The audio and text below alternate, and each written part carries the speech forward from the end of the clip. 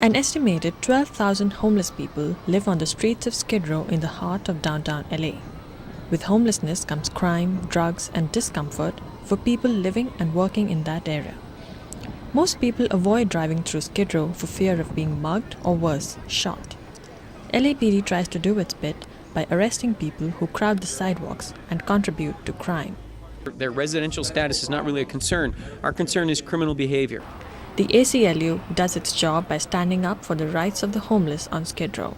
To arrest people when there's no shelter or housing for them to go to is arresting them for circumstances that are beyond their control. A few weeks ago, the city and ACLU tried to reach a compromise that would allow people to camp on the streets between 9 p.m. and 6 a.m. First, I thought the compromise was a good first step in making sure there's no human beings on the street.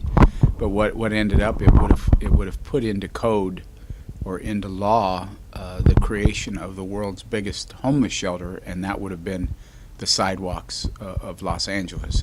That compromise failed on paper, but in practice, LAPD has been clearing people off the streets in the morning and not allowing them to set up tents. We're not putting them in jail. We are arresting them, we're doing the paperwork, and then we're releasing them to a place called SOS, which is Streets or Service. And what we do is, instead of sending them to jail, we put them into a transition house. Andy Bales is president of the Union Rescue Mission. He accompanies police officers when they do their rounds and solicits people to get off the street. Bales wants them to go to his mission where he can give them some direction. My encouragement has been as drastic of action as the police are taking to clear the sidewalks of tents and people. We need to also take the same kind of drastic action to provide beds and affordable housing. The city is afraid to put in writing that it cannot provide shelter for its people and is willing to let the homeless legitimately sleep on the streets at night.